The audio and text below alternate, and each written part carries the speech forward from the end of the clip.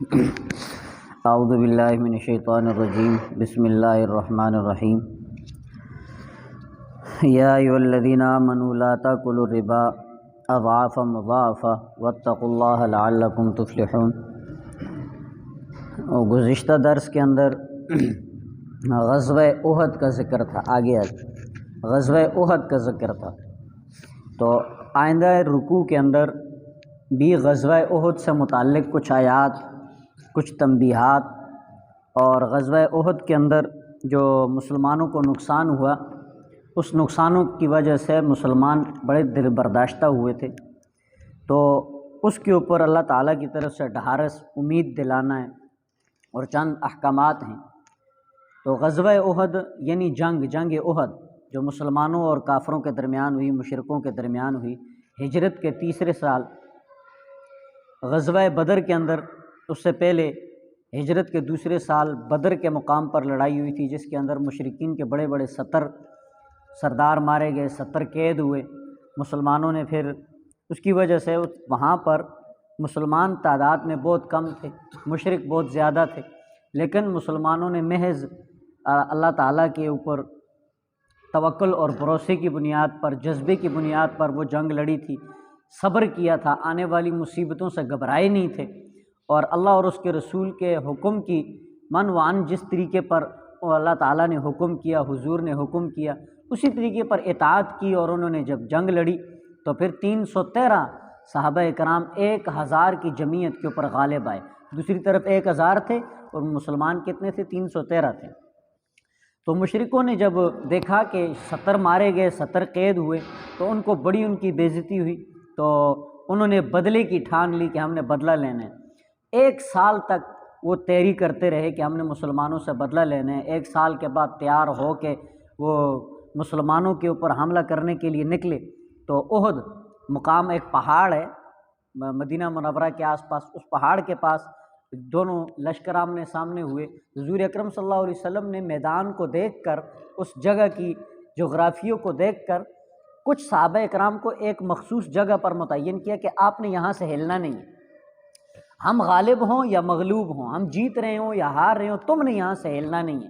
تو شروع کے اندر جب مسلمانوں نے حملہ کیا تو مسلمان جیت رہے تھے، کافر بھاگ گئے، مشرک جو تھے وہ بھاگنے لگے، میدان چھوڑ کر بھاگنے لگے۔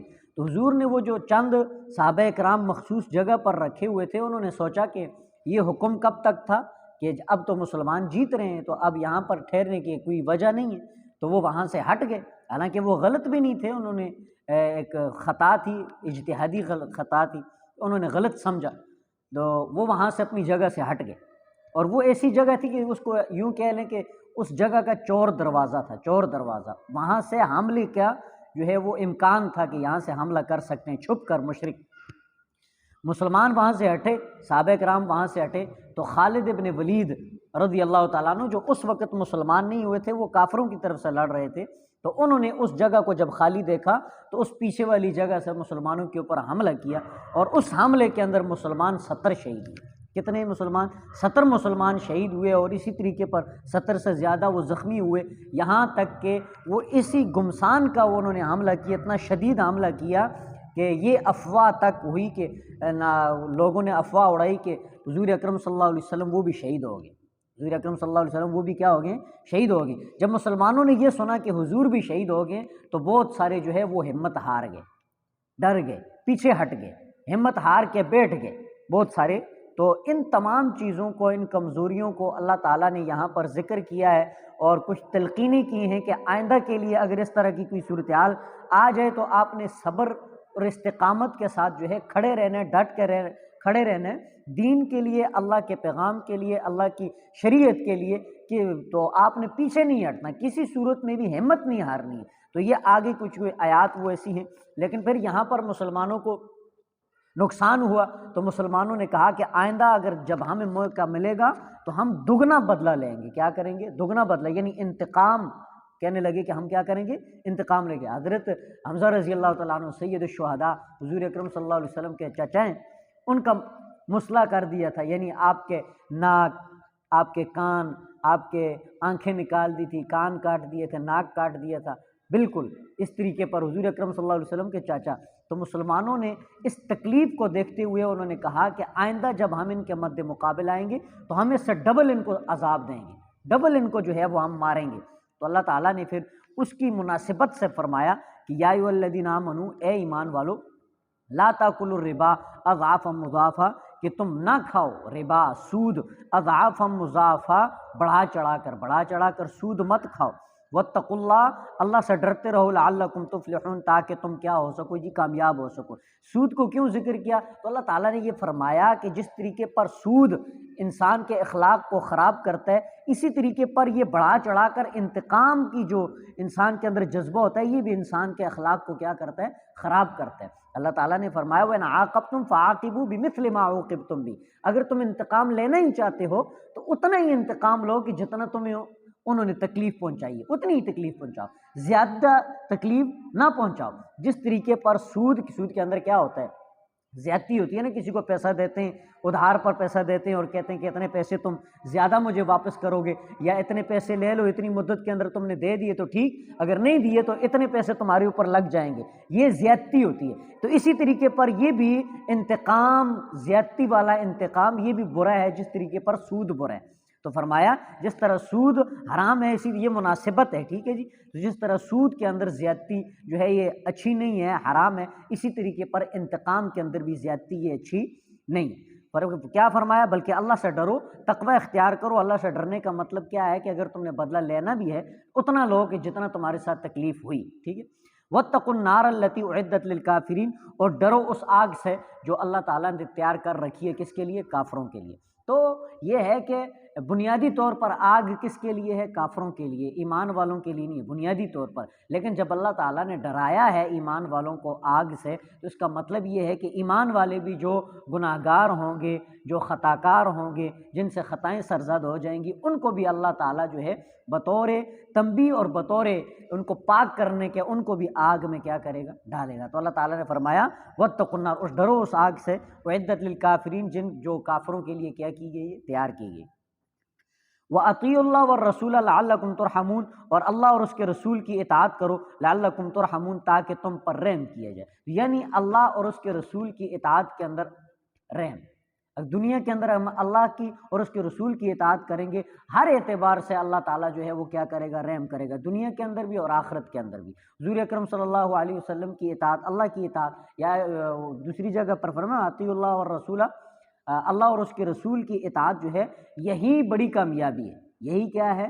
بڑی کامیابی ہے۔ اور اللہ کے ہاں بھی جو یہ معاملات ہیں، دوسری تیسری چیزیں جو اللہ اور اس کے رسول کے اطاعت سے ہٹ کر ہوگا، اللہ کی اطاعت ہو، رسول کا طریقہ نہ ہو، وہ بدعت بن جاتی ہے۔ وہ کیا بن جاتی ہے؟ بدعت بن جاتی ہے۔ اللہ کا بھی حکم نہ ہو، رسول کا بھی حکم نہ ہو، تو یہ گناہ بن جاتا ہے، گناہ کبیرہ بن جاتا ہے۔ تو اللہ اور اس کے رسول کی اطاعت کرو تاکہ تم پر کیا کیا جائے؟ رحم کیا جائے۔ وَسَارِعُوا إِلَىٰ مَغْفِرَةٍ مِّن رَّبِّكُمْ، تو یہاں پر اس غزوہ احد کے اندر رسول کی اطاعت نہیں ہوئی نا، رسول نے کہا کہ آپ نے یہاں سے ہٹنا نہیں، وہ وہاں سے ہٹے، اور رسول کی نافرمانی کی وجہ سے 70 جو ہے مسلمانوں کو کیا کرنا پڑا؟ جانوں کا نذرانہ دینا پڑا، نقصان اٹھانا پڑا، یہاں تک کہ حضور اکرم صلی اللہ علیہ وسلم خود بھی جو ہے وہ زخمی ہوئے۔ کیوں؟ ایک حکم کی وجہ سے حضور اکرم صلی اللہ علیہ وسلم کا تھا، جو مسلمانوں نے اس وقت نہیں مانا۔ وہ بھی اس وجہ سے نہیں مانا کہ انہوں نے سوچا کہ حضور کا حکم یہاں تک ہی تھا، آئندہ کے لیے نہیں تھا، کیونکہ مسلمان تو جیت رہے ہیں۔ وہ وہاں سے ہٹ گئے، لیکن حضور نے فرمایا تھا تم نے ہٹنا نہیں ہے، تو وہ ہٹ گئے، تو اس وجہ سے مسلمانوں کو وہاں تکلیف اٹھانی پڑی۔ تو آج بھی اگر اللہ اور اس کے رسول کی اطاعت نہیں ہوگی تو دنیا کے اندر ہر اعتبار سے، معاشی اعتبار سے، جسمانی اعتبار سے، ہر اعتبار سے جو ہے کیا کرنا پڑے گا؟ مشقت اٹھانی پڑے گی۔ اطاعت ہوگی اللہ اور اس کے رسول کی، دنیا اور آخرت کے اندر جو ہے اللہ تعالیٰ کی رحمت ہوگی۔ اور فرمایا وَسَارِعُوا إِلَىٰ مَغْفِرَةٍ مِّن رَّبِّكُمْ، اور دوڑو اپنے رب کی مغفرت کی طرف، وَجَنَّةٍ، اور اس کے باغات کی طرف، عَرْضُهَا السَّمَاوَاتُ وَالْأَرْضُ، ان کی چوڑائی، باغات، وہ جنتیں، وہ مقام جو اللہ تعالیٰ ایمان والوں کو عطا کرے گا، فرمایا اس کی چوڑائی زمینوں اور آسمانوں جتنی ہے، زمینوں اور آسمانوں جتنی ہے۔ زمینوں اور آسمانوں جتنی، یہ مجھے اور آپ کو سمجھانے کے لیے کہا۔ کیوں؟ چوڑائی، وسعت، جو سب سے بڑی چوڑائی اور وسعت جو ہم جانتے ہیں وہ کیا ہے؟ زمین اور آسمان کی۔ اس سے بڑی کوئی وسعت ہم جانتے ہیں؟ اس سے بڑا کوئی چوڑی چیز ہم کوئی جانتے ہیں؟ نہیں جانتے نا۔ لیکن ہمارے جاننے کے اعتبار سے اللہ تعالیٰ نے سمجھانے کے لیے فرمایا کہ زمین جو جنت ہے اس کی چوڑائی زمینوں اور آسمانوں جتنی ہے، زمینوں اور آسمانوں جتنی۔ باقی تو اللہ تعالیٰ کی جنات جو ہیں وہ زمینوں اور آسمانوں سے جو ہے وہ کیا ہے جی، بڑھ کر ہیں، ان سے بھی بڑی ہیں۔ تو فرمایا اللہ کی مغفرت کی طرف دوڑو اور اس کی جنتوں کی طرف دوڑو، جہنم کی طرف نہ دوڑو۔ ہم تو جہنم کی طرف دوڑ رہے ہیں نا، ہم گناہ کرتے ہیں، ہم بد اخلاقیاں کرتے ہیں، ہم اللہ کو یاد نہیں کرتے، رسول کی اطاعت نہیں کرتے، نمازیں نہیں پڑھتے، روزے نہیں رکھتے، قرآن نہیں پڑھتے، ہاں جی، اور اس طریقے پر حقوق العباد، حقوق اللہ ہم جو ہے وہ ادا نہیں کرتے، تو گویا کہ ہم کہاں بھاگ رہے ہیں؟ جہنم کی طرف بھاگ رہے ہیں۔ اللہ نے فرمایا جہنم کی طرف نہیں، اپنے رب کی مغفرت کی طرف، معافی کی طرف جاؤ اور اس کے باغات کی طرف جاؤ جو اللہ تعالیٰ نے بنائے ہیں، کس کے لیے؟ اعدت للمتقین، ڈرنے والوں کے لیے، پرہیزگاروں کے لیے اللہ تعالیٰ نے تیار کر رکھے ہیں جو باغات، ٹھیک ہے۔ الذین ينفقون فی السراء والضراء والکاظمین الغیظ والعافین عن الناس واللہ یحب المحسنین۔ اور یہ متقین لوگ ہیں کون؟ ان کی کچھ صفات اللہ تعالیٰ بیان فرماتے ہیں کہ وہ لوگ ہیں ينفقون فی السراء والضراء، جو خوشی میں بھی اور غمی میں بھی اللہ کے راستے میں خرچ کرتے ہیں، اللہ کے راستے میں خرچ کرتے ہیں، یعنی ان کے اپنی ضروریات بھی ہیں، لیکن اس کے باوجود وہ جب دیکھتے ہیں کوئی غریب، کوئی مستحق، کوئی سائل، کوئی محروم ان کے پاس آتا ہے تو وہ اس کو خالی ہاتھ واپس نہیں جانے دیتے، اپنے آپ کو بھوک میں برداشت کر لیتے ہیں، اپنا نقصان کر لیتے ہیں، لیکن سامنے والا کوئی سائل ہے، کوئی محروم ہے، کوئی یتیم ہے، کوئی بے بس ہے، کوئی لاچار ہے، کوئی بیوہ عورت ہے، تو اس کے اللہ کے راستے میں وہاں پر کیا کرتے ہیں؟ خرچ کرتے ہیں، ٹھیک ہے جی، خوشی میں بھی اور غمی بھی، یعنی شادی ہوتی ہے تو شادی یا اسی طریقے پر دوسری تیسری جتنی بھی خوشی کے معاملات ہیں، بجائے اس کے کہ ڈھول باجے بجانے کے، بجائے اس کے کہ فضول خرچی کرنے کے، بجائے اس کے کہ میراثیوں کے اوپر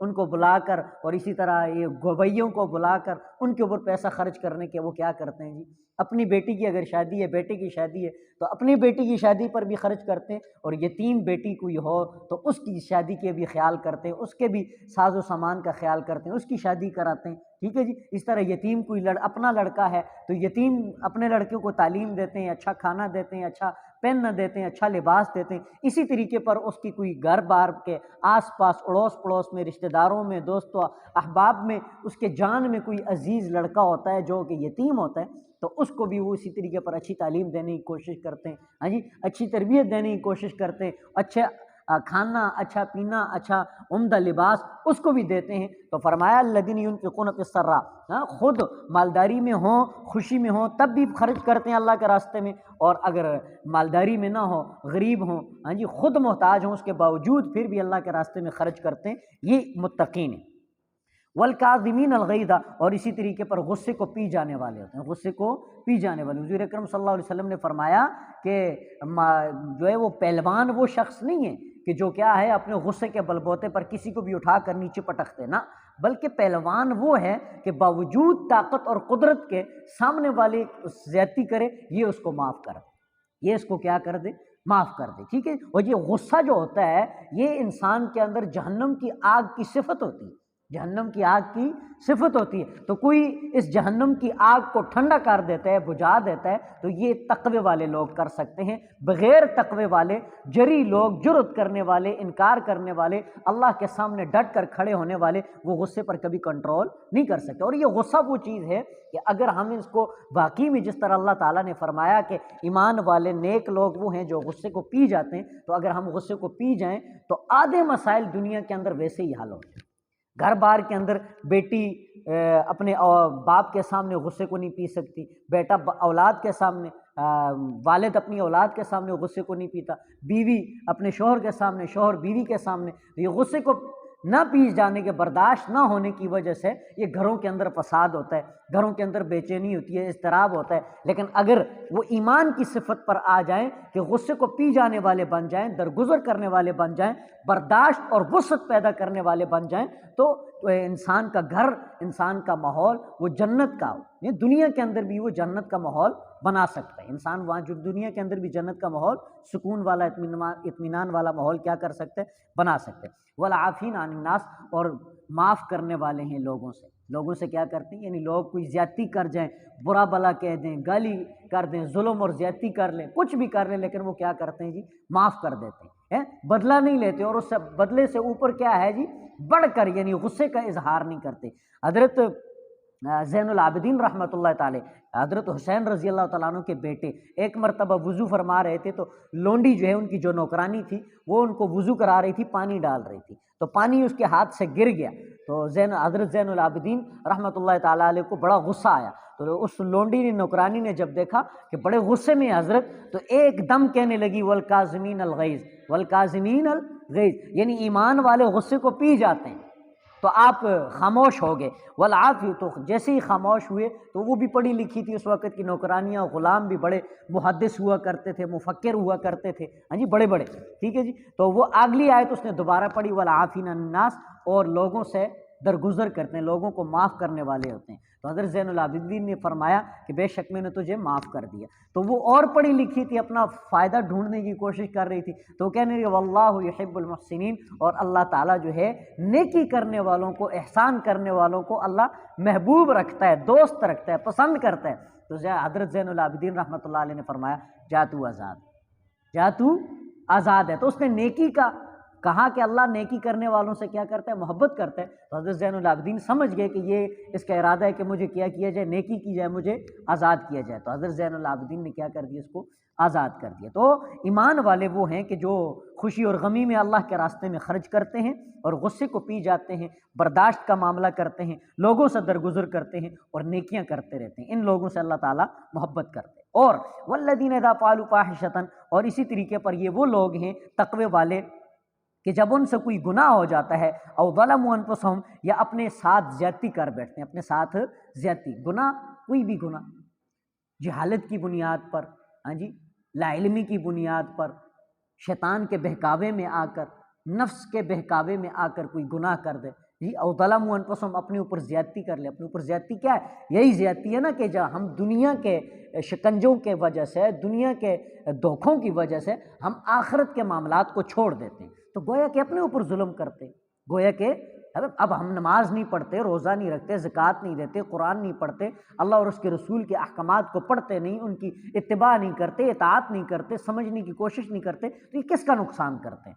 اللہ اور اس کے رسول کا نقصان تو نہیں کرتے نا، یہ کسی دوسرے بندے کا نقصان تو نہیں کرتے، مسجد میں کہ امام کا نقصان نہیں کرتے، کسی اور کا نہیں، اپنا نقصان کرتے ہیں۔ کیوں؟ اس لیے کہ ہم نے اپنی قبر میں جانا ہے، دوسرے نے اپنی قبر میں جانا ہے، ہم نے اپنے سوالوں کا جواب دینا ہے، اس نے اپنے سوالوں کا جواب دینا ہے، نہ اس کے دوسرے کے پاس کوئی مدد والا آئے گا، نہ ہمارے پاس کوئی مدد والا آئے گا کہ ہمیں نقل کرا سکے، ہماری طرف سے جواب دے سکے، جواب ہم نے دینا ہے، اور اسی طریقے پر حساب اپنے اعمال کا ہم نے دینا ہے، تو گویا کہ دنیا کے اندر ثواب یا برے کام کرنے کے اعتبار سے جو کچھ کرتے ہیں، اچھے کام کریں اپنے لیے کرتے ہیں، برے کام کرتے ہیں اس کا بوجھ ہم پر پڑے گا، تو فرمایا نیک لوگ وہ ہیں، ایمان والے وہ ہیں کہ ان سے جب گناہ سرزد ہو جاتا ہے، اپنے اوپر کوئی زیادتی کر جاتے ہیں تو اس کے اوپر اڑے نہیں رہتے، ڈٹے ہوئے نہیں رہتے، استقامت کے ساتھ اس کے اوپر کھڑے نہیں رہتے، نماز نہیں پڑھنی ہے تو نہیں پڑھنی، قرآن نہیں پڑھنا ہے تو نہیں پڑھنا، کیا فرق پڑتا ہے؟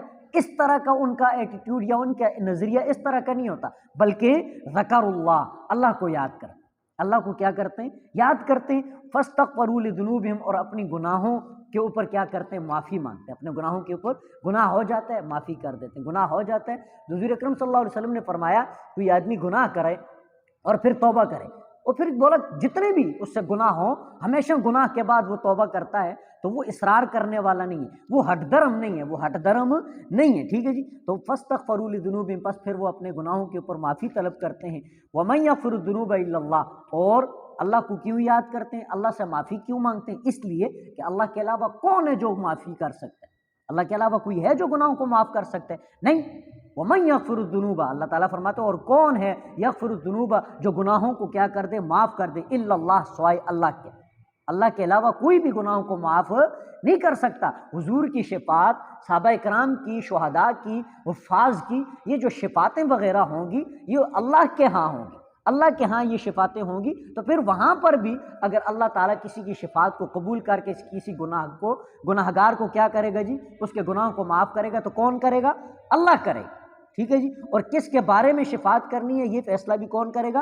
اللہ کرے گا، کون شفاعت کرے گا اس کے بارے میں فیصلہ کون کرے گا؟ اللہ کرے گا۔ یہ ساری وہ چیزیں ہیں کہ جن چیزوں کو ملا کر اگر دیکھیں گے تو آخری فیصلہ کس کے پاس جائے گا؟ اللہ کے پاس۔ تو اللہ کے علاوہ کوئی اور نہیں ہے جو گناہوں کو کیا کر سکے، معاف کر سکے۔ وَلَمْ يُصِرُّوا عَلَىٰ مَا فَعَلُوا، اور ایمان والے تقوی دار نیک لوگ وہ ہیں کہ وہ اپنے برے کاموں کے اوپر ہٹ درمی نہیں کرتے، وَهُمْ يَعْلَمُونَ، اور وہ جاننے والے ہیں۔ تو اولئک جزاؤہم مغفرۃ من ربہم، یہ وہ لوگ ہیں کہ جزاؤہم، ان کا بدلہ ہے، مغفرۃ من ربہم، معافی، درگزر، مغفرت، یہ ان کا بدلہ ہوگا ان کے رب کی طرف سے، وہ جنات، اور باغات ان کا بدلہ ہوگا، تجری من تحت الانہار، ایسے باغات، ایسی جنتیں جس کے نیچے نہریں بہتی ہوں گی، نہر، دودھ کی نہر، شہد کی نہر۔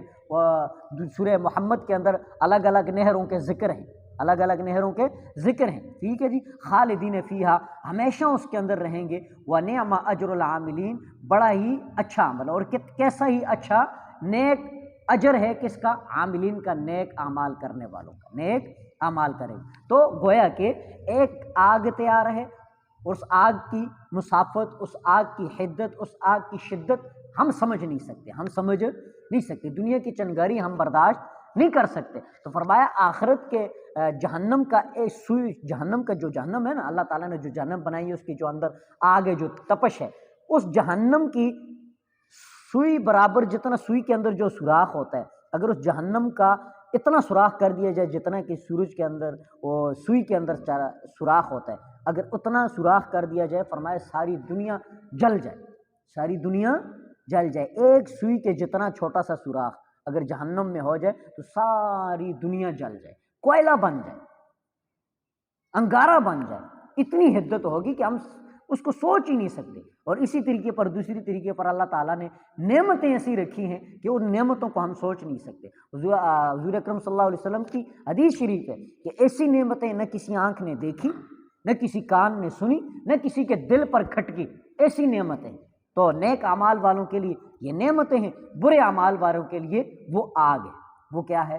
آگ ہے۔ تو اللہ تعالیٰ سے دعا ہے، تو اب ہم آگ سے بچنے والے کیسے بنیں گے، ان نعمتوں کو حاصل کرنے والے کیسے بنیں گے؟ یہ قرآن کریم کے اندر اس کے سارے راستے موجود ہیں، سارے راستے موجود ہیں۔ اللہ تعالیٰ سے دعا ہے ہمیں عمل کرنے کی توفیق عطا فرمائے، جہنم سے اللہ تعالیٰ ہمیں بچائے اور جنتوں والا